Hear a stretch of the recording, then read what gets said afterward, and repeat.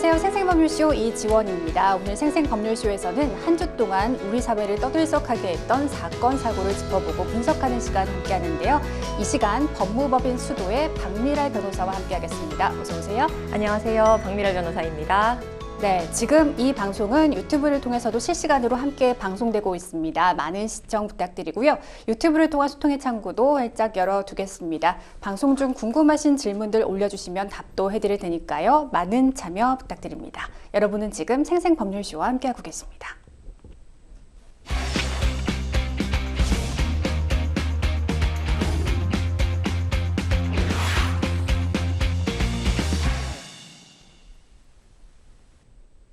생생 코멘트 시작합니다. 요즘 가장 화제가 되고 있는 말은 무엇인지 그 말이 나온 배경과 의미를 짚어보는 시간인데요. 한 주간 우리 사회를 떠들썩하게 했던 사건, 사고, 화제 말말말 살펴보겠습니다. 첫 번째 생생 코멘트입니다. 근무 태만 확인, 어떤 이야기일까요? 실종 신고가 접수된 40대 여성이 파출소 순찰차에서 숨진 채 발견된 사건이 있었는데요. 이 사건에 대해 조사하던 경남경찰청이 경찰관들의 근무 태만이 원인이었다고 밝혔습니다. 정확히 어떤 일이 있었던 건지 사건 경위부터 살펴주시죠. 네, 8월 17일 오전 11시쯤에 그 하동경찰서 진교파출소에 40대 여성이 가출 신고가 접수됩니다. 아버지가 직접 파출소로 와서 신고를 해주셨는데요. 이 아버지는 이틀 전에 딸이 이제 밖으로 나가서 귀가하지 않고 연락도 끊기자 직접 파출소로 가서 이제 신고를 하게 된 거예요.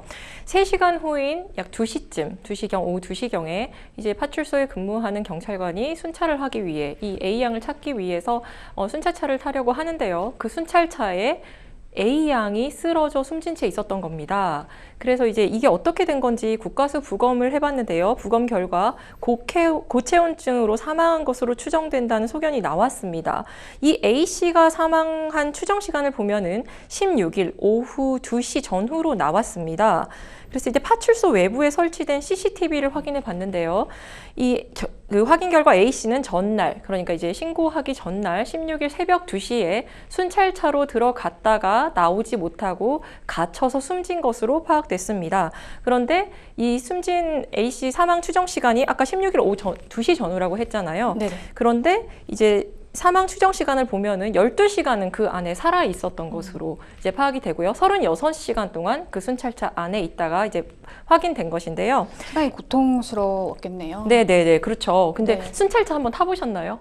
타본 적은 없습니다. 없습니다. 네. 네. 순찰차는 그 구조상 뒷좌석이 밖에 안에서 열 수 없도록 돼 있습니다. 네네. 왜냐하면 이제 범인들이 도주할 수 있고 또 혐의자도 도주하거나 또 클락션을 누르면 뭐 나갈 수 있지 않았나 이런 생각할 수 있는데 네. 그 피습을 방지하기 위해서 앞뒤 칸도 이렇게 막혀 있거든요. 그래 꼼짝 없이 뒷좌석에 이렇게 갇힌 건데요. 네. 그 안에 이제 그때 당시에 폭염 경보가 발령 중이었고 그때 하동의 날씨가 34도를 이제 안팎을 드날두고 있었다고 하고요. 네. 이 차량 내부는 50도에서 70도가 되었다고 하니까요. A씨가 이제 장기간 거기 안에 있다가 고체온증으로 사망한 것으로 보입니다. 네, 치안의 최일선인 파출소 그것도 순찰차 안에서 지역 주민이 사망한 채 발견이 됐습니다. 참 충격적인데요. 근데 쉽게 이해가 가지 않습니다. 이 36시간 동안 순찰차 안에 있던 피해자를 아무도 발견하지 못했다는 점인데요. 왜 그런 건가요? 네, 그러니까 이게 왜 문제가 될까? 순찰차에 자기가 들어가서 사망했는데 이게 왜 이렇게 논란이 되고 있냐면요. 사실은 이 순찰 이제 차와 관련된 그리고 이제 순찰에 관련된 규정만 파출소 경찰관이 지켰더라도 살 수 있는 기회가 여러 번 있었기 때문입니다. 네. 예, 왜냐하면 첫 번째로는 이 A씨가 이 파출소 안에 들어가서 순찰차에 타기 전에 이 CCTV를 보면은 파출소에 들어가서 그 현관문을 3분 이제 흔들기도 했고요. 3분 정도 그 앞에서 서성였던 모습이 이제 포착이 됐던 거죠. 네네. 첫 번째는 이제 그랬는데 그게 왜 또 문제가 되느냐? 새벽 2시였잖아요. 근데 이제 그때 순찰 이제 그 파출소 내에 경찰이 4명이 있었는데요. 상황 근무자 2명과 이제 출동 대기 업무를 맡은 대기 근무자 2명, 총 4명이 근무를 하고 있었어요. 근데 이 상황 근무자는 규정에 따르면은 현관문이 보이는 데서 이게 뭐 잠을 자거나 휴식을 취하는 게 아니라 현관문이 보이는 데서 지정된 1층 자리에 앉아서 신고 접수 민원을 받도록 돼 있고요. 그리고 출동 대기 근무자들은 이제 출동할 수 있는 상태, 10분 내에 출동할 수 있는 상태로 이제 유지하고 있어야 합니다. 그런데 이제 조사 결과 상황을 파악해 보니까 그 2명 과 대기근무자 2명, 그리고 상황근무자 2명, 대기근무자 1명, 이 3명은 2층 숙직실에 있었고요. 취침하고 있었던 것으로 이제 파악이 됐고요. 나머지 1명도 회의실에서 휴식을 하고 있었던 것으로 파악이 됐습니다. 그리고 이제 순찰 근무에도 문제가 드러났는데요. 사고 순찰자는 A씨가 들어간 이후 숨진 때까지 발견될 때까지 36시간 동안 7차례 순찰을 나갔어야 했는데요. 그 순찰을 한 번도 나가지 않은 것으로 확인이 됐고요. 그리고 이 차량이 40시간 동안 운행이 되지 않은 걸로 이제 파악이 됐습니다. 네. 그리고 세 번째는 근무 교대를 할 때 인수인계를 맞잖아요. 그럼 인수인계 할 때 이제 12시간 근무 교대 근무를 하고 있었는데요. 이 순찰차의 청결 상태나 우리 음주 측정 기구 있잖아요. 그게 네. 이제 제대로 작동하는지 이런 것도 확인을 해야 되고요. 무엇보다도 이제 주행 키로수를 정리하게 돼 있어요. 그럼 시동을 걸어야 하잖아요. 네. 근데 이제 그런 것도 되지 않았다는 지적이 나오고 있었고요. 마지막으로 이제 경찰청 훈령에 보면은 차를 주정차할 때는 문을 반드시 잠궈야 한다는 규정이 있습니다. 네. 근데 이제 여기 보면은 차를 주정차할 때는 엔진 시동 정지, 열쇠 분리 제거, 차 문을 잠그는 등 도난 방지에 유의하여야 하며 범인 등으로부터 피탈이나 피습에 대비하여야 한다라는 이 훈령이 있습니다. 이 규칙이 있어요. 그런데 문이 열려 있었던 거죠. 그래서 그 문을 열고 피해자가 들어갔던 건데요. 이거는 이제 심각한 규정 위반입니다. 이 순찰차 문만 잠겨 있었어도 A씨는 살아 있었을 가능성이 있기 때문에 이 여러 가지 규정들 중에 하나만 지켰어도 이제 살아 있었다고 볼 수 있었기 때문에 심각한 규정 위반이 문제되고 있습니다. 네, 제대로 근무를 하지 않은 상황인데 순찰자가 40시간가량 운행을 하지 않은 것도 뭔가 석연치 않아 보이는데요. 네, 맞습니다. 이제 아까 말씀드렸는데요. 이 진교파출소에는 이제 4인 1명, 한 조가 되고 4조에 16명이 있습니다. 근데 12시간씩 근무를 하고 있었어요. 그 8시, 9시에 이제 교대를 하고 또 8시, 9시 오후에 또 교대를 하는 이제 그런 구조인데요. 이 근무 교대 시 아까 제가 이제 말씀드렸듯이 차량의 이제 청결 상태, 그 순찰차, 그리고 그 음주 측정기 같은 장비가 제대로 작동하는지, 그리고 무엇보다도 이제 그 키로수를 확인해서 적어야 하거든요. 그런데 이제 키로수를 이제 적으려면 시동을 걸잖아요. 네. 네, 시동을 걸면은 당연히 이제 뒤에 있는 사람이 있는지 없는지 정도는 판단할 수 있었을 텐데 이제 그런 게 하나도 없었다고 하는 거고요. 네. 그리고 8시, 9시라고 하면은 이 교대 근무 시간이잖아요. 그럼 오전 8시라고 하면은 이 피해자가 숨졌을 때가 오후 2시란 말이에요. 새벽 2시에 들어가서요. 그리고 36시간을 있었잖아요. 그럼 이 12시간 사이에 8시, 9시 근무 교대 할 때는 이 A씨가 살아 있었다는 거죠. 네. 그러니까 충분히 발견할 수 있었던, 예방할 수 있었던 사고라는 거고요.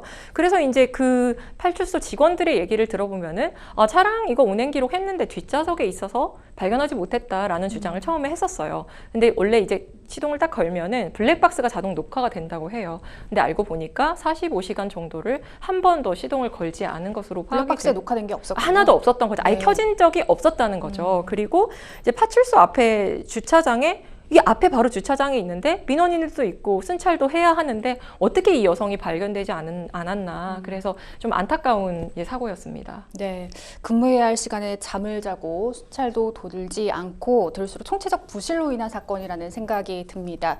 이번 사건과 관련해서 경찰은 어떤 조치를 하게 됐나요? 네, 이 경남청은 진교파출소 직원 16명 중에 당시 휴가가 있었던 3명을 제외한 13명을 이제 전보 조치했고요. 네. 그리고 추후에 이 근무 태만에 대한 징계 절차도 밟을 예정이라고 합니다.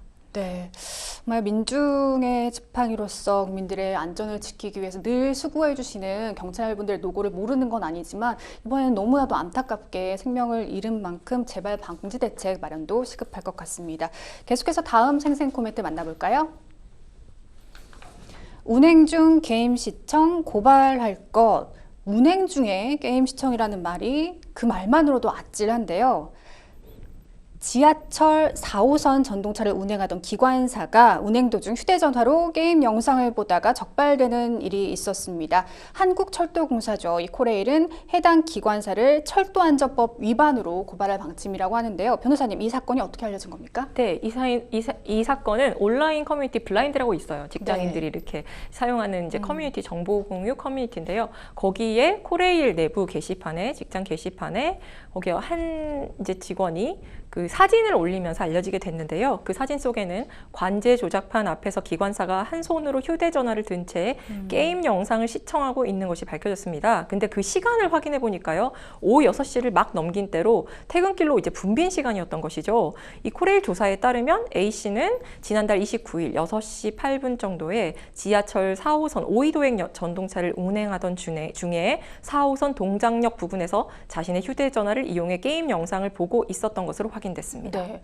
너무 황당하고 아찔하다는 생각이 듭니다. 정말 많은 시민들이 이용하는 전동차를 운행하면서 이 게임 영상을 본다는 게 상식적으로 좀 이해가 가지 않지만 법령에도 위반되지 않습니까? 네, 맞습니다. 위반됩니다. 현행 이제 철도 안전법과 또 코레일 사규에도 기관사 등 승무원은 열차 운행 도중 전자기기, 휴대전화 포함해서 사용이 금지됩니다. 이에 대해 코레일은 그 철도 안전법 위반으로 철도사법경찰에 이 기관사를 고발할 방침이라고 합니다. 네, 들어보니까 기관사 휴대전화 사용 등으로 인해서 전동차 사고가 발생한 적이 과거에도 있었다고 하더라고요. 네, 맞습니다. 2014년 7월에 강원 태백 열차 충돌 사고가 있었고요. 네. 2022년 10월에도 이제 의왕시 오봉역 화물 열차 사고가 있었는데요. 2014년 태백 열차 충돌 사고는 한 명이 숨지고 100여 명의 부상자가 발생한 큰 사고였어요. 그때 이제 누리로 기관사가 정지 신호를 무시한 채 통과했는데요. 기관사는 운전에 집중한 게 아니라 한 손으로는 이제 속도 조절 장치인 주간 제어기를 잡고 한 손 왼손으로는 휴대전화로 카카오톡을 하다가 이 지금 정지 신호를 무시한 채 통과했다고 합니다. 네, 정말 수많은 국민들을 태우는 전동열차를 운행하는 만큼 또 안전 주행을 해야 하는데 참 근데 어떻게 보면 또 혼자서 오랜 시간 동안 지하에서 열차를 운행하다 보면 이렇게 정신적으로도 좀 많이 심심하기도 하고 우울할 수 있어서 휴대전화를 사용하는 경우도 있다고 하더라고요. 네네네. 그래도 지금 이 기관차나 특히 전동차 운행은 정말 많은 승객들을 태우고 있고 그 집중하지 않으면 사고가 발생할 수 있기 때문에 이제 법으로 규정이 돼 있었던 거예요. 사실은 이 2014년 1월 사고가 났기 때문에 많은 네. 사망자가 났잖아요. 사상자가 났잖아요. 그래서 그때 이후로 열차 운전 중 기관사의 휴대종작 금지를 이제 제도적으로 강제할 수 있는 방안을 그때 이제 마련했다고 합니다. 네, 보다 좀 더 현실성 있고 융통성 있는 대책 마련이 필요해 보이긴 합니다. 마지막 생생 코멘트 살펴볼까요? 안 잡히려고 2,100만 원 들여 성형수술. 네, 잡히지 않기 위해서 성형수술을 했다. 자세히 살펴볼까요? 가상자산 채굴 사업에 투자하면 매월 투자금의 18%를 지급하겠다고 속여 45억을 가로챈 일당이 경찰에 붙잡혔습니다. 특히 총책인 남성이 검거를 피하기 위해서 여러 차례 성형수술을 했다고요? 네, 맞습니다. 이 남성이 수개월간 도주 생활을 하면서 수시로 거처를 옮기고 대포폰과 대포통장을 이용해서 이제 수사망을 치밀하게 피해 왔는데요. 네. 또 아까 말씀하신 것처럼 외모를 성형하기 위해서 2,100만 원을 들여서 쌍꺼풀 했고요. 그다음에 코, 안면 윤곽까지 했다고 합니다. 그리고 네. 뭐 할 수 있는 뭐 가발까지 써서 신분을 숨겨서 수사망을 피해왔다고 합니다. 네, 영화에서나 볼 법한 일이 현실에서도 일어난 것 같은데요. 얼굴도 바뀌고 또 가발도 썼다고 하는데 그러면 경찰이 어떻게 검거를 할 수 있었던 건가요? 네, 이 남성이 사실 이 사기 범죄의 총책이었거든요. 네. 몇 명의 이제 사기 조직으로 아마 활동을 했던 것 같은데 총책이었는데 구속 전 피의자 신문에 출두하지 않고 도주해서 이제 수사를 시작하게 된 거예요. 근데 경찰이 10개월간 뭐 주변인의 뭐 진술뿐만 아니라 계좌, 주변인의 뭐 통화 내용 모든 걸 뒤져서 이제 이 남성을 추적했고요. 관계자분들뿐만 아니라 돈을 이제 어디다 쓰고 그리고 이 남성의 그 인터넷 기록까지 전부 다 분석해서 찾았다고 합니다. 그리고 마지막으로는 이제 피의자 은신처를 특정이 됐을 때는 잠복 수사를 하다가 체포했다고 설명했습니다. 네, 이 수개월 동안 경찰 수사망을 피할 수 있었던 다른 배경에는 조력자들이 있었다고 합니다. 법무법인 사무장까지 은신을 도왔다면서요? 네, 맞습니다. 이렇게 오랫동안 수개월간 경찰의 수사망을 피할 수 있었던 거는 이제 주변인들의 조력이 적극적으로 있었기 때문인데요. 네. 먼저 여자친구가 있었어요. 네, 이 사람이 여자친구가 있었고, 그 다음에 이 사람이 선임한 법무법인의 사무장이 또 적극적으로 도왔다고 합니다. 네. 이 사무장은 범죄 수익으로 마련된 이 가상자산을 현금화해서 이 은닉 자금, 도피 자금으로 주기도 했고요. 아까 말한 이게 성형할 수 있는 성형외과 있잖아요. 성형외과를 직접 섭외해주기도 하고 가발 업체를 알아받아 주기도 했고요. 그래서 이제 범인 도피나 이제 범인 은닉으로 이 여자친구와 사무장이 송치됐고요.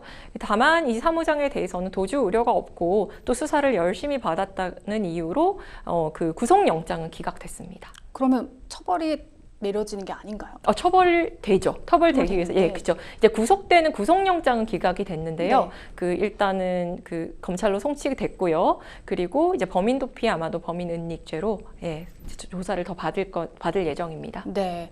자, 고수익을 빙자해서 45억 원을 가로챘습니다. 피해자만 158명인데요. 상당히 조직적이고요. 큰 규모의 사기 범죄인 것 같습니다. 지금 저희 생생법률쇼 앞으로도요, 이 투자 사기로 인해서 고통받는 분들의 사연이 보통 도착하고 있습니다. 이런 불우의 회사 조직원에게는 범죄단체나 뭐 집단 조직죄를 적용해야 하지 않을까 싶은데요. 어떻게 생각하시나요? 네, 저도 이 생생법률쇼에서 폰지 사기나 이런 네네. 사기 상담 많이 했었고요. 실제로도 피해자들 상담 많이 하는데요. 네. 이제 이 범죄가 범죄 특성상 고령자를 대상하고 있거나 이제 취약계층, 오히려 돈 많은 사람보다 취약계층을 대상으로 해요. 그래서 평생 이제 모아놓은 저축을 잃거나 빚내서 이제 사기를 당하는 경우가 많은데요. 이 말씀하신 범죄 집단 조직죄, 범죄 단체 조직죄는 원래는 폭력 조직, 조폭이라고 하죠. 이 폭력 조직에 적용이 되었다가 이제 보이스피싱 그리고 중고차 사기에 대해서 범죄 집단 조직죄를 적용을 했고요. 올해 들어 검찰은 최초로 주식 코인 리딩 사기 이제 그 범죄에 대해서 이제 그 이 범죄 집단 조직죄를 적용했고 또 전세 사기 조직에도 적용을 했습니다. 네. 근데 이 죄는요, 사형 무기 또는 장기 사년 이상의 징역에 해당하는 이제 범죄를 목적으로 하는 단체 집단을 조직했을 때 이제 처벌하는 규정인데요. 그 구성원으로 있거나. 그런데 이거는 피해자가 얼마나 크냐가 보다는 이 범죄 단체에 실질이 있느냐, 범죄 집단에 실질이 있느냐에 따라 달라집니다. 이 범죄 단체는 특정 다수인이 일정한 범죄를 수행하려는 목적으로 계속된 결합체 또는 이제 이 단체를 주도하거나 내부 질서를 유지하는 통솔 체계를 갖춘 것, 이게 범죄 단체고요. 그 범죄 집단은 이만큼의 체계를 갖추지 않았어도 이 범죄를 반복적으로 실행할 수 있는 조직 체계를 갖춘 계속적 결합체라고 우리 대법원은 판시하고 있습니다. 네. 사실 투자 사기는 알고도 좀 당한다고 하는데요. 피할 수 있는 법이 있을까요? 이런 사기에 휘말리지 않으려면 어떻게 대처하는 게 좋을까요? 정말 좀 이제 사기 같은 경우는 좀 똑똑해야 합니다. 사실은 이제 사기를 당하는 이제 전형적인 사례가 우리가 뭐 1,000원짜리를 1,000원에 사거나 뭐 950원까지 살 수 있는데 200원에 살 수 있다. 예를 들면 투자가 이제 현혹되는 게 그거거든요. 1,000만 원만 내면은 평생 당신에게 뭐 얼마씩 고수익을 보장한다. 사실 있을 수가 없는 일이거든요. 네. 이제 그런 말에 현혹되지 않도록 평소에도 뉴스도 많이 보고 또 이제 이런 것에 대한 교육도 좀 필요해 보입니다. 네. 지나친 고수익을 장담하는 경우 일단 의심부터 하시는 게 맞겠습니다. 네, 지금까지 생생 코멘트 만나봤고요. 저희는 뉴스픽스로 돌아오겠습니다. 여러분은 지금 생생법률쇼와 함께하고 계십니다.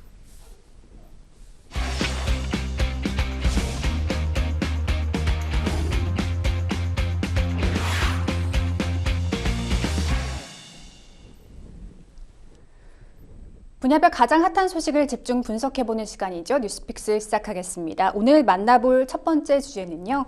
친할머니 살해한 20대 남매 징역 15년 선고입니다. 지난 설 연휴였죠. 친할머니를 살해한 혐의로 재판에 넘겨진 20대 남매에게 각각 징역 15년의 형이 선고가 됐습니다.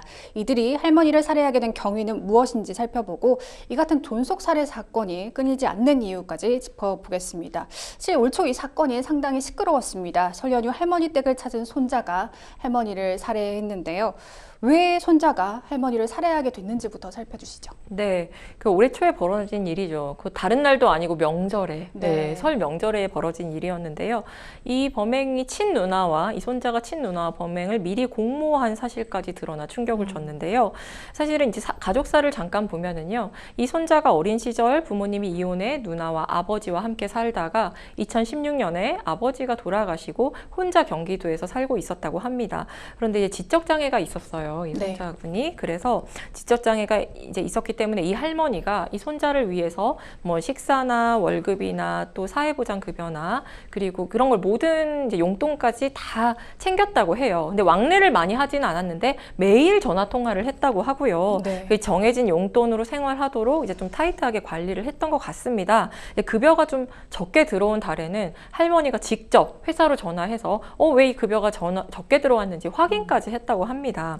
근데 이제 남매가 할머니를 죽이기로 한 범행 계획을 세웠는데요.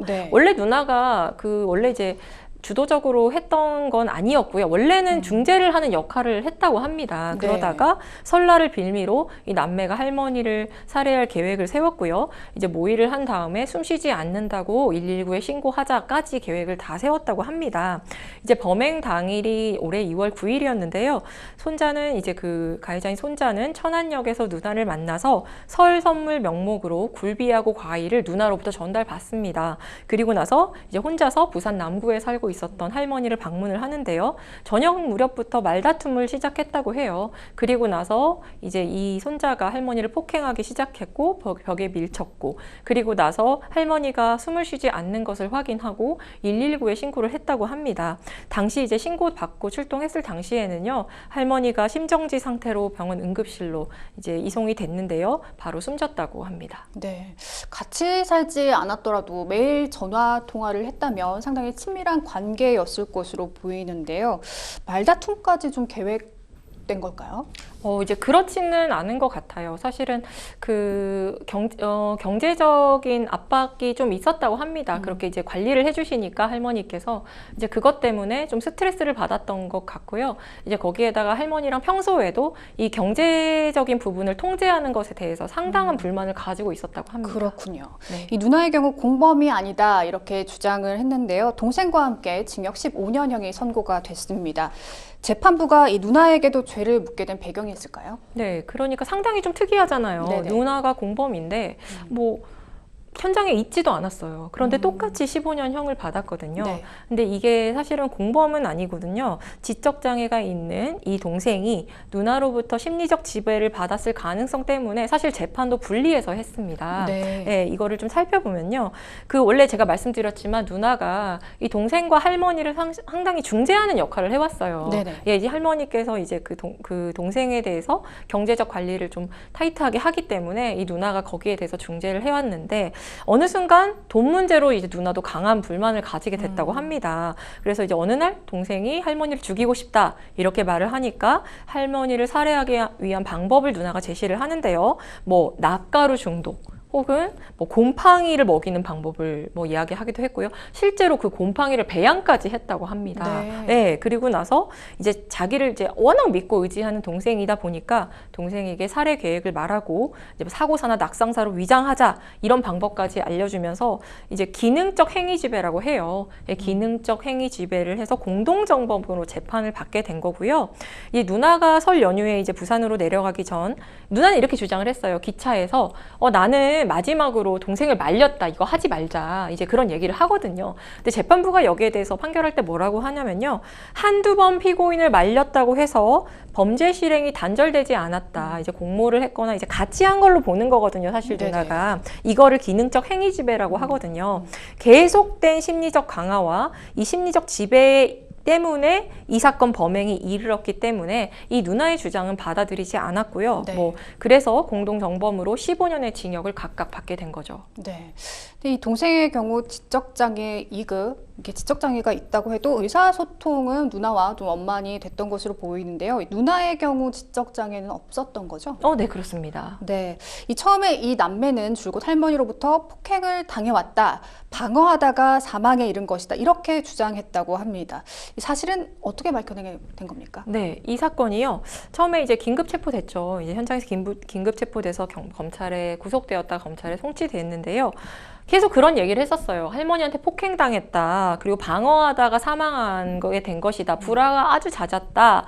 이제 그런 할머니의 어떤 이제 정서적 학대나 이런 주장을 했던 것으로 보여요. 네. 네, 그런데 이제 검찰이 전담 수사팀 꾸려가지고 이제 거래 내역도 받고요. 휴대폰 포렌식도 했습니다. 네네. 예, 주거지 압수수색도 했고 법의학 자문도 했고 그다음에 현장 검증도 하고 이렇게 하다 보니까 증거를 이제 확보를 했죠. 그리고 나서 이제 피의자 신문을 하는데 피의자가 범행을 자백하고 시인했다고 합니다. 네. 근데 이제 재판부는 이 재판 이제 판결을 보면은 이 남동생이 지적장애 2급을 갖고 있잖아요. 네네. 그리고 이제 정신적으로도 좀 어려움이 있었지만 피해자로부터 엄격한 경제적 통제를 받았잖아요. 아까 말씀드렸지만 할머니가 직장에 전화해서 월급이 왜 지난번보다 적게 들어왔느냐 항의를 하거나 확인을 했다고 하잖아요. 이런 것에 대한 이제 불만이 있었던 점 그리고 사실 이 남동생이 2차례 자살 시도를 한 적이 있다고 해요. 네. 예, 그런 어려움 안타까움을 이제 감안해서 이제 형을 선고했다고 합니다. 오히려 할머니께서는 지적 장애가 있기 때문에 그렇게 또 엄격하게 관리를 하지 않았나 싶기는 한데요. 네, 그렇습니다. 네. 결국 동생의 재산을 탔는 누나가 좀 치밀하게 동생과 사례를 공모한 것으로 보이긴 합니다. 사실 앞서 검찰은 이들 남매에게 징역 24년을 구형한 것으로 알려졌는데요. 15년형을 선고했습니다. 적정한 형량이라고 보세요? 변호사님은 어떻게 보십니까? 네, 우리 형법 250조에 존속살해, 그러니까 1항이 일반 그냥 살해고요, 2항이 존속살해거든요. 존속살해는 사형 무기 7년 이상입니다. 사실 형량이요, 이 7년 이상으로 나와 있지만 모든 사정을 이제 종합적으로 판단해야 합니다. 예를 들면 뭐 진지한 반성이 있었는지, 그리고 뭐 피해 회복이 있었는지, 가담의 정도, 그리고 이게 계획적 범행인지 이런 양형 인자들을 보는데요. 우리 양형 기준에는 양형 기준표가 매년 나와요. 양형 기준이라는 책자로 나오거든요. 살인 범죄에 대해서 이제 보통 동기의 살인인 경우에는 10년, 기본이 이제 10년에서 16년, 가중되었을 경우에는 15년 이상 무기거든요. 근데 지금 피해자가 존속인 경우에 해당되잖아요. 그래서 특별 양형 인자 중에서 가중 요소에 해당됩니다. 그래서 다른 사정이 이제 밝혀진 이제 뉴스 기사만으로 봤을 때는 좀 적절한 형량으로 보입니다. 네, 사실 사람을 살해한다는 것을 사실 합리적 이유가 아예 없지 않습니까? 정당화될 수는 없는 것 같은데요. 지난 7월에도요, 손자가 할머니를 살해하는 흉기를 들고 길을 배회하다가 붙잡힌 사건도 있었다면서요? 네, 맞습니다. 이 남성이 이제 7월 22일에 있었던 일인데요. 네. 오후 11시쯤에 강릉의 한 주택시에서 할머니를 흉기를 휘둘러 이제 살해한 혐의를 받고 있는데요. 당시 경찰은 흉기를 소지한 사람이 어슬렁거린다라는 주민의 신고를 받고 출동을 했습니다. 이제 그래서 원래는 이 남성이 이제 흉기 소지죄로 체포가 되었던 거예요. 네. 근데 알고 보니까 이 남성이 할머니를 살해한 후 바로 택시를 탔어요. 근데 이 택시에서 동선 문제로 기사랑 막 싸우게 된 거예요. 네. 그래서 그냥 중간에 내리게 됐는데 내려서 이제 배회하던 중 주민의 신고로 검거가 된 사건입니다. 네.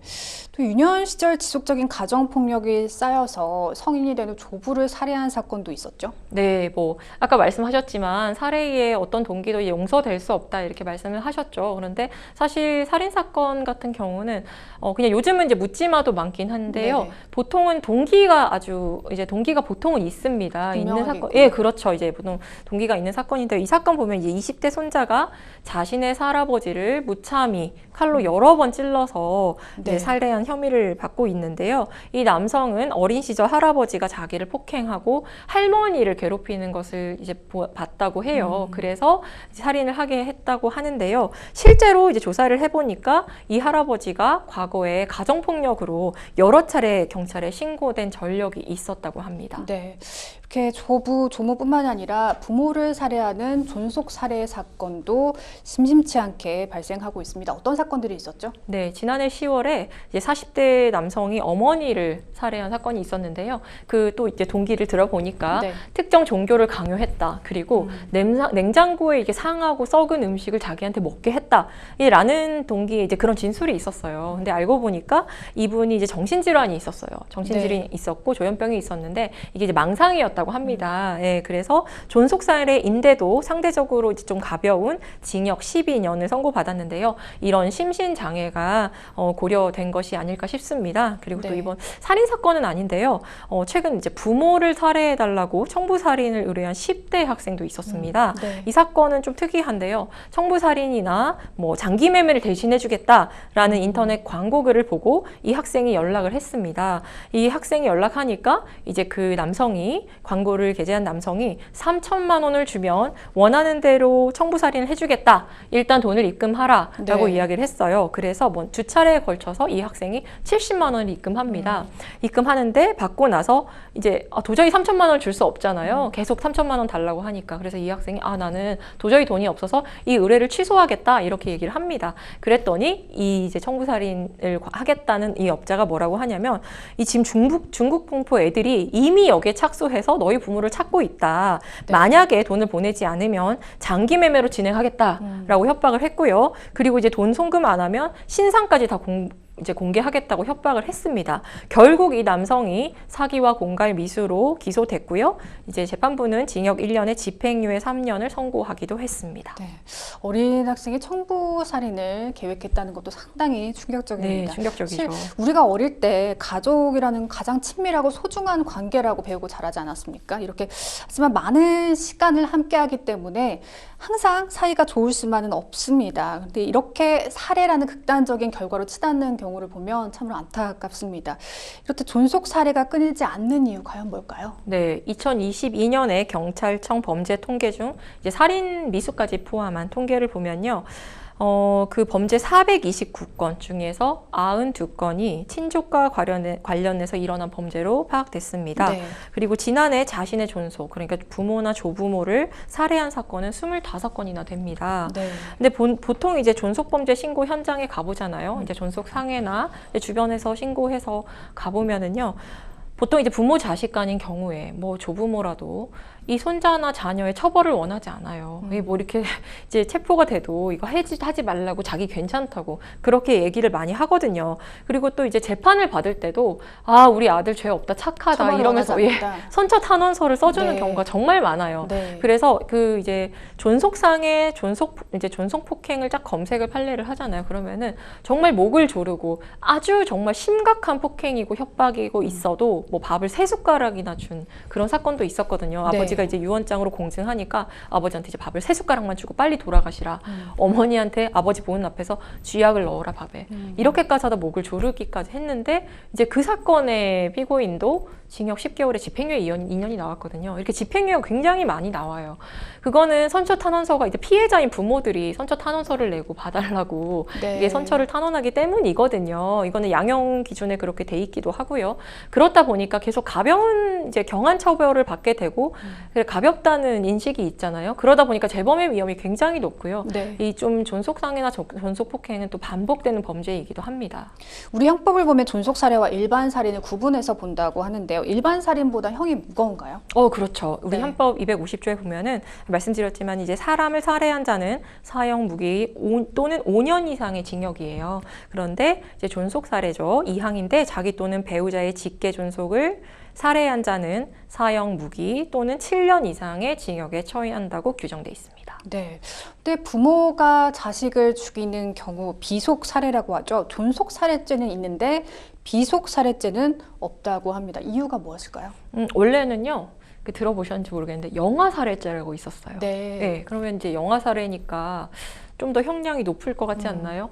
이제 더 살 날도 많고 세상을 뭐 보자마자 죽은 거니까요. 현실은 그렇지 않군요. 네, 그 영아 살해죄는요. 지금은 폐지됐어요. 네. 이렇게 이제 2024년 2월 9일부로 그러니까 올해 폐지된 이제 조문인데요. 네. 사실 영아 살해죄는 뭐냐면은 형이 더 가벼웠습니다. 네, 그거는 살인죄가 5년 이상이었잖아요. 네. 영아 살해죄는 10년 이하의 징역이었거든요. 네. 그러니까 오히려 가벼운 이제 처벌 법정형이 있었는데요. 이게 그 이유를 보면은 치욕 은폐가 있어야 되고요. 그 동기로 이제 특별히 참작할 만한 사정, 치욕 은폐 또는 양육을 불가한다. 그러니까 양육을 할 수 없는 그런 사정이 예상되는 경우와 같은 특별한 동기가 있는 경우에 이 영아 살해죄를 적용을 했습니다. 뭐 예전에 보면은 뭐 성범죄 피해자들이 한 네. 경우나 이제 임신을 해서 아이를 낳게 된 경우, 혹은 정말 뭐 미혼모나 이런 경우에 영아 살해죄 적용돼서 좀 가벼운 그 살인죄보다 가벼운 처벌을 받기도 했는데요. 현재 이 조항은 폐지됐습니다. 근데 그러면 왜 우리나라 이제 존속 살해죄가 있냐? 이제 비속 살해죄는 없는 거잖아요. 네. 왜 있냐? 사실 이제 세계적으로도 해외 사례도 봐도 이제 드물게 존재합니다. 뭐 대만이나 프랑스, 이탈리아, 뭐 아르헨티나 정도 규정하고 있고요. 네. 영미법 규정은 애초에도 없었습니다. 그러면은 이제 어차피 양형 기준에 피해자가 존속인 경우에 이제 가중처벌 받도록 이 특별 양형 인자로 되어 있는데 왜 굳이 존속 살해죄가 있느냐? 이거 계속 논란이 되어 왔어요. 그래서 위헌 심사형 헌법 소원도 제기된 적이 있었습니다. 네. 그럼 그 헌법 소원에서는 합헌으로 결정을 했는데요. 이 결정안 요지를 잠깐 살펴보면요. 우리나라는 조선시대 이래 현재에 이르기까지 존속 살해죄에 대한 가중처벌이 계속되어 왔다.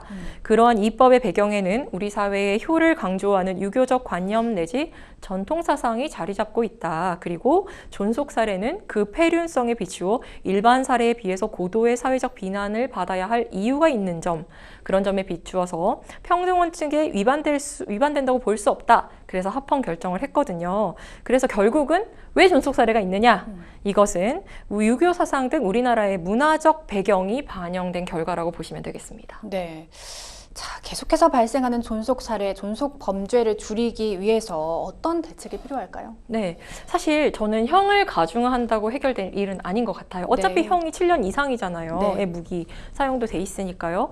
오히려 존속 범죄의 사례를 보면 의외로 이제 부모 가식 간에 굉장히 밀착돼 있는 가정에서 이 존속 범죄가 일어납니다. 오히려 네, 오히려 그렇군요. 그래요. 왜냐하면 이 돈이 부모랑 내 돈이 내 돈이고 부모 돈이 부모 돈이 내 돈인 것 같고 이제 이렇게 아주 밀착된 경우에 뭐 증여를 해주지 않는다. 부모의 돈이 이제 자기 것 같거든요. 주지 않는다. 결국 돈 문제로. 그렇죠. 네. 대부분이 돈 문제예요. 사실 네. 민사에도 이제 돈 문제 굉장히 많은데 증여나 뭐 유언 문제, 뭐 상속 문제 말할 것도 없어요. 형사적으로도 사실은 돈 문제가 가장 많습니다. 네. 그래서 이런 금전적 문제가 얽히는 경우에는 저는 이제 서로 좀 독립된 인격체로 존중을 하고요. 무엇보다도 성인이 되면 부모도 자녀도 서로 의존하지 않고 먼저 정서적으로 독립하는 게 좀 필요해 보입니다. 네. 자, 뉴스픽스 두 번째 부제로 넘어가 보겠습니다. 온라인에서 판치는 가짜 뉴스 대책 마련 시급입니다. 유튜브 많이들 보실 텐데요. 유튜브 보다 보면 알고리즘 등에 의해서 다양한 영상들을 무작위로 보게 됩니다. 어떤 연예인이 이랬다더라, 뭐 어떤 정치인이 그랬다더라 같은 카더라 통신을 마치 사실처럼 뉴스처럼 편집해 내보내는 영상이 상당히 많은데요. 뭐 본의 아니게 SNS 를 통해서 마치 사실처럼 꾸며진 가짜 뉴스 많이 보시죠? 네, 저도 봅니다. 뭐 단톡방 같은데 가끔 뉴스 올라오기도 하고요. 네. 사실은 제일 많이 볼 때는 제가 어떤 큰 이슈가 터져서 사건 사고 궁금해서 좀 찾아보면은 이제 그런 가짜 뉴스들 네. 마치 진짜인 것처럼 네. 요즘 이제 AI까지 동원해서 가짜 그러니까요. 뉴스들을 좀 보게 됩니다. 네. 이로 인해서 피해와 파장이 커지고 있는데요. 아이돌 그룹 아이브 멤버 장원영 씨에 대한 가짜 뉴스를 퍼뜨리는 등 유명인 비방 영상으로 억대 수익을 올린 30대 유튜버가 명예훼손으로 기소됐다고요? 네, 맞습니다. 이 장원영 씨만 피해자였던 건 아니고요. 예, 정말 많은 피해자들이 있었는데요. 이 유명인들에 대한 거짓 뉴스를 만들어서 유포한 이 30대 유튜버가 정보통신망법상 명예훼손, 오욕의 혐의로 기소되었습니다. 일단 이 유튜버는 변호인을 통해서 이 영상을 제작한 것은 인정한다. 예, 그러나 나머지 공소 사실은 다 부인한다라고 밝혔고요. 이 검찰이 유튜브 채널에 관련 연관된 계좌를 조사해 보니까요. 이 유튜버는 2021년 6월부터 2년 동안 2억 5천만 원의 수익을 올린 것으로 확인됐습니다. 네. 해당 유튜버 영상 한 번쯤은 다들 보셨을 겁니다. 근데 정도가 상당히 지나치다, 선을 넘었다는 평이 많았는데 이 유튜버의 경우요. 세계적 인기의 아이돌 그룹 BTS에 대한 허위 사실도 다뤘다고 합니다. BTS 측이 손해배상 소송을 냈다고요? 네, 맞습니다. BTS 측은 이 유튜버가 제작하고 이제 이익을 얻은 것으로 확인되는 그 영상에 대해서 그 허위사실 인격권 침해 등으로 불법행위 책임을 묻기 위해서 손해배상 소송을 청구했고요. 네. 근데 이 BTS 말고도요, 그 앞서 다른 연예인들도 지난 3월에 이 유튜버가 명예를 훼손했다면서 9천만 원의 이제 민사소송을 진행하고 있습니다. 이 유튜버가 의견 개진은 명예훼손이 아니라고 주장을 했습니다. 좀 법적으로 다투어 볼 여지가 있는 부분인가요? 네, 이 문제가 사실 이 부분이 이제 쟁점이 될 거예요. 네. 왜냐면은 이 유튜버의 변호인이 제가 말씀드렸지만 이거는 그냥 자기의 의견 개진이다. 그리고 허위 사실 적시 명예훼손은 아니다. 왜냐면은 일부 내용은 허위 사실 아니고 진짜고, 그리고 자신이 공공을 이익을 위해서 게재했기 때문에 네. 이것은 뭐 명예훼손 아니다라고 주장을 하는데요. 이게 왜 이런 이야기를 어떤 이제 명예훼손 우리 이슈 나올 때마다 공공의 이익이에요 이런 얘기를 하거든요. 사실은 네. 이게 사실이다 아니다도 중요하지만 공공의 이익이에요. 항상 공공의 이익이에요. 이런 얘기를 하는 이유가 있습니다. 네. 이게 우리 정통망법 제70조 70조 명예훼손을 보면은 사람을 비방할 목적으로 정보통신망을 통하여 공공연하게 사실을 드러내서 거짓의 사실을 혹은 이제 사실이 사실이라도 드러내어 다른 사람의 명예를 훼손한 자를 처벌하는데요. 우리 형법상 명예훼손과 구조가 좀 다릅니다. 네. 이 형법상 명예훼손은 뭐 공연이 뭐 사실적시하거나 307조 1항이 사실적시고요. 2항이 허위사실인데요. 그렇게 허위사실 적시가 있으면 일단은 공연성과 허위사실 적시 혹은 사실적시가 있으면 명예훼손이 성립합니다. 그걸로 명예훼손이 있었을 때. 그리고 나서 310조로 가요. 이것이 오로지 공공의 이익일 때에는 310조로 가서 이 위법성이 조각돼서 처벌을 받지 않는 구조예요. 네. 근데 아까 말씀드렸지만 이 정보통신망법 제70조는요. 아예 구성 요건에 비방의 목적이 들어가 있습니다. 이 비방의 목적은 거짓인지 사실이지 여부가 아니라 이제 중요한 게 아니라 이 별개의 구성 요건으로 가해 의사나 뭐 목적을 말하는데요. 우리 네. 대법원이 이 비방의 목적에 대해서 뭐라고 얘기하냐면 행위자의 주요 동기 또는 목적이 공공의 목적인 것일 때에는 비방의 목적이 없다 이렇게 보거든요. 그래서 이 유튜브에 이제 뭐 유튜버나 변호인들이 공공의 목적 이 비방의 목적이 없다고 이제 말하기 위해서 이제 그 부분이 가장 핵심적인 법적 공방이 될 것 같습니다. 그럼 이 유튜버가 장원영 씨나 BTS에 대해 한 행위가 명예훼손에 해당할까요? 이제 저는 이제 그럴 수 있을 거라고 봅니다. 네. 왜냐면은, 우리 대법원이 이 행위자의 주요 동기 목적이 공공의 이익에 관한 것일 때에는 이제 부수적으로 사익적 목적이나 동기가 내포되어 있더라도 비방할 목적이 있다고 보기는 어렵다고는 합니다. 네. 그런데 지금 이 사례에서는 이 유튜브의 주요 목적이 공공의 이익일까? 저는 이제 그렇게 보진 않습니다. 그래서 네. 아마 명예훼손이 해당될 가능성이 상당히 높다고 보아요. 네, 연예인뿐만 아닙니다. 유명 기업들 역시 이러한 가짜 뉴스로 골머리를 앓고 있다고 하는데요. 기업에 대한 가짜 뉴스가 전파될 경우 기업 가치가 훼손되고 주주들까지 피해를 입지 않습니까? 그렇죠. 네. 이제 재벌 통수들이나 기업을 둘러싼 가짜 뉴스 정말 많아요. 네. 좀 몇 가지 소개하면 지난 6월에는 그 정몽구 현대차그룹 명예회장이 건강 이산설이 돌았습니다. 유튜브를 통해 사실인 것처럼 그 뉴스, 아까 말씀드린 이 가짜 뉴스가 확산되면서 그룹 계열사가 이제 주가 변동이 있으니까 현대모비스가 사실 무근이라는 공시를 낼 정도였고요. 또 삼성전자 둘러싸고도요. 파운들리 사업부의 웨이퍼 생산 과정에서 결함이 발생했다는 이제 가짜 뉴스가 확산되면서 지난 6월 26일 주식시장 개장 전에 일부 매체가 관련 보도까지 하게 했고요. 주가는 개장 직후 하락한 이제 그런 정황도 있었습니다. 그리고 지난해 4월 이재용 삼성전자 회장이 구입한 코인이다 해가지고 가짜 뉴스가 돌았는데요. 네. 이재용 삼성전자 회장이 이제 구입했다고 하니까 이제 줄줄이 코인을 구매했을 거 아니에요. 그래서 이 가짜 정보로 투자금을 갈취한 사기 업체도 있었고요. 최근에 이제 유명인을 사칭한 이 리딩방, 요즘 이제 딥페이크라고 해가지고 네. AI 기술이 이제 발전했잖아요. 그러면 진짜 외국의 유명 인사나 한국의 이제 유명 투자자들이나 이제 기업 총수들의 얼굴을 딥페이크 영상으로 이제 완전히 만들어서 정말 네. 그들이 한 것처럼 그렇게 투자 사기를 유도하기도 한다고 합니다. 네. 일각에서는 아무 필터링 없이 이런 정보를 마구 노출하는 플랫폼에 대해서 공적 규제가 필요하다고 지적을 하기도 하는데요. 변호사님께서는 어떻게 보십니까? 네. 이 공적 규제에 대해서는 저는 좀 이제 드릴 말씀이 있는데 네. 이 플랫폼 이전에 그러면 이제 가짜 뉴스가 없었다고 볼 수 있을까요? 옛날에 뭐 증권사 찌라시도 있었고 사실 저는 이제 플랫폼이 어떤 이제 가짜 뉴스를 만들어낸다 이렇게 생각하지는 않아요. 네. 항상 가짜 뉴스는 있어 왔고 진짜로 사실은 어떻게 보면은 그 찌라시 같은 경우는 반박할 기회조차 없었어요. 근데 이제 이 매체 플랫폼의 규제는 사실 표현의 자유와 우리 직결되거든요. 그래서 그렇게 쉽지가 않아요, 규제하는 것이. 그리고 그러면 진짜 뉴스가 뭔지, 어디부터가 가짜 뉴스인지 이런 고민도 필요하고요. 그럼 그 판단은 누가 하는지 이 규제에 대해서는 이제 그런 질문을 생각할 필요가 있죠. 오히려 좀 규제에 대한 부작용이 많을 수 있습니다. 우리가 무슨 바이러스에 대한 백신을 만들어내면 또 더 진화된 바이러스가 생기기도 하잖아요. 또 범죄도 규제를 하면 거기보다 더 진화된 이제 지능적인 범죄가 있기도 하는데요. 이 규제를 피해가는 방식은 반드시 나올 거고 또 다른 플랫폼에서 또 열광할 수 있기 때문에 공적 규제에 대한 그 규제는 좀 저는 개인적으로 의문이 있습니다. 네. 자, 뉴스픽스 다음 주제로 넘어가 보겠습니다. 두 번째 주제는요. 여전한 아동학대 가해자 10명 중 9명은 부모입니다. 지난 한 해 동안 발생한 아동학대 26,000건 중 학대 가해자의 86%가 부모였던 것으로 드러났습니다. 아동학대에 대한 인식이 전과 달라져서 좀 줄어들 거라 생각했는데 여전히 많은가 봐요. 네, 맞습니다. 2021년 이제 기억나시죠? 정인이 사건. 네. 네, 이게 16개월의 그 정인이가 양부모의 합대로 숨진 뒤에 사실 신고는 엄청나게 많이 늘었습니다. 네. 그래서 신고는 엄청 급증했는데 그 5년간 이제 아동학대 신고는 계속 급증하는 추세고요. 거기에 대한 조사를 해봤는데요. 아동학대로 판단된 사례는 2023년에 25,739건으로 전년보다 이제 8.0 이제 감소하긴 했습니다만 지금 이제 보고 계신데요.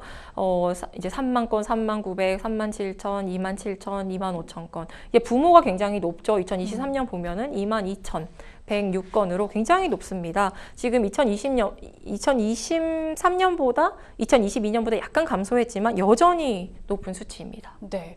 아동학대라고 하면 보통 아동에 대해서 신체적으로 폭력을 가하는 경우를 떠올리실 텐데 정서적으로 아동을 힘들게 하거나 유기하거나 방임해도 아동학대에 해당된다고요? 네, 그렇습니다. 정서학대도 이제 당연히 아동학대가 되고요. 사실 정서학대가 정말 많아요. 네. 더 많습니다. 요즘은 정서학대가 정말 많은데 뭐 적대적이나 폭언, 경멸적 언어를 쓴다거나 뭐 잠을 재우지 않거나 짐을 싸서 쫓아내거나 가족 내에서 이제 왕따시키거나 아니면은 가정폭력, 부모가 싸우는 거나 이런 거를 목격하도록 하는 행위도 이제 가정 정서적 아동학대로 보고 있고요. 근데 이 정서적 아동학대의 문제는요. 아동학대를 하는 사람이나 아동학대를 받는 아동이나 이 학대 인지가 없는 상태에서 발생하는 경우가 많다는 거예요. 네. 지난해 아동학대로 판단된 25,739건 중 11,094건이 정서적 학대였습니다. 네. 그리고 정서적 학대는 그 의도를 판단하기도 어려워요. 그냥 부모가 싸우고 있는 걸 보는 건데 그게 왜 정서적 학대냐. 이렇게 부모들이 오히려 반문하는 경우도 많고요. 네. 또 이 정도는 괜찮겠지라고 생각하는 경우도 많아요.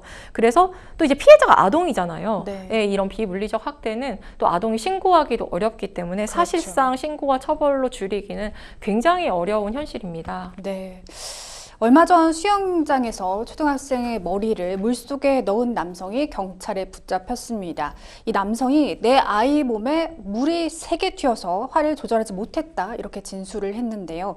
이런 경우에도 아동학대에 해당이 되나요? 네, 당연히 이제 아동학대가 되겠죠. 네. 사실 저는 이거는 이제 정서적이 아니라 물리적 아동학대로 보이는데요. 이 가해자는 피해자의 그 아동의 피해 아동의 머리를 잡고 물속에 넣으면서 학대를 했고요. 네. 그리고 옆에 있던 그 아동의 누나가 말렸다고 해요. 심지어 말렸는데도 멈추지 않고 계속해서 물에 집어넣었다고 합니다. 그리고 게다가 이제 이 피해 아동에는 발달 장애가 있었다고 하는데요. 이 아동에게 이게 얼마나 충격적일지, 물 공포가 얼마나 이제 평생 살아가면서 이게 얼마나 충격적일지 생각해봤을 때 당연히 이 사건이 이제 아동학대로 볼 수 있습니다. 네. 앞서 작년 아동학대 통계를 짚어봤는데요. 무엇보다 자식 먼저 살해 후에 잇따라 사망한 부모 관련 사건이 많았다는 점도 눈에 띕니다. 빚이 많아서 희망이 없어서 등의 이유로 극단적 선택을 하려는데 자식을 먼저 살해하는 부모, 이 관련 사건이 종종 이슈가 되고 있죠. 네, 맞습니다. 그 사망 유형 가운데서 1위한 이제 자녀 살해 후 사망 유형이에요. 1위거든요. 2020년에 비해서 2배가 증가했습니다. 네. 이 유형의 사망자가 아동인 경우 2020년 뭐 12건에서 2023년 23건으로 대폭 늘었고요. 그게 이제 왜 그러냐 일각에서는 어떤 얘기를 하냐면 부모가 아이를 소유물로 생각하기 때문에 내가 네. 죽으면 내 소유의 아들은 죽여도 된다. 네, 이제 그렇게 생각하고 살인을 저지르는 경우가 많다고 해요. 그래서 이제 이거는 많이 변하지 않는 것 같아요. 그래서 네. 이거는 부모로부터 아동이 분리되어야 하는데 오히려 이제 부모는 이게 아동을 위한 거라고 생각을 하거든요. 내가 죽으면 이 아동이 어떻게 살겠냐. 그래서 이제 소유물로 생각하기도 하지만 내가 떠나면 이 아동이 이 사회에서 잘 살 수 없을 것이라는 생각 때문에 네. 본인이 먼저 아동을 살해하고 본인이 이제 자살하는 경우가 굉장히 많고요. 그래서 이제 아마도 사회적으로도 부모와 분리돼도 아동이 잘 살 수 있는 사회적 안전망이 잘 있어야 하겠다. 그래야 부모도 인식에 뭐 이제 그런 자살력이 있는 부모라도 아이를 이제 살해하지 않는 그런 범죄가 줄어들 수 있다는 목소리도 있습니다. 네, 이렇게 부모로서 자녀를 소유물로 생각한다거나 하는 아동에 대한 인식 전환, 또 아동학대 관리 체계가 제대로 마련되어 있지 않는다면 아동학대는 계속해서 발생할 수밖에 없을 거라는 생각이 듭니다. 이 반복되는 아동학대를 예방하기 위해서 근본적으로 어떤 대책이 마련되어야 할까요? 네, 이게 대책 굉장히 많이 나오고 있는데요. 네. 이게 늘고 있지 줄지는 않아요. 근데 제 개인적인 생각으로는 그 뭐 공교육을 통한 뭐 인권 존중 교육 이런 것도 중요하는데요. 부모 프로그램 많이들 하고 있어요. 근데 저는 먼저는 이제 아동에 대한 교육이 더 필요하다고 봅니다. 사실 아동이 이게 학대인지 뭔지 인식하지 못하는 경우가 많거든요. 그렇죠. 그래서 아동이 이걸 학대인지 먼저 인식할 수 있도록 이 아동에 대한 교육이 시급하다고. 왜냐하면 우리 공교육이 있잖아요. 네. 네, 아동의 교육이 그런 과정이 이제 필요하다고 생각되고요. 그리고 그거를 신고할 수 있는 그런 배경을 만들어주는 거, 사회적인 배경을 만들어주는 것도 시급하다고 봅니다. 네. 생생법률소 어느덧 마칠 시간입니다. 오늘 함께해 주신 박미라 변호사님 고맙습니다. 네, 감사합니다. 네, 방송이 끝나더라도 상담 접수는 계속되니까요. 변호사들에게 무료 법률 상담 받고 싶은 분들은 평일 오전 9시부터 오후 6시까지 02557-8295번으로 상담 문의 주시거나 법률방송 홈페이지 법률상담 게시판 또는 아래 하단으로 나가고 있는 이메일로 접수해 주시기 바랍니다. 생생법률쇼 오늘 준비한 내용은 여기까지입니다. 시청해 주신 여러분 고맙습니다.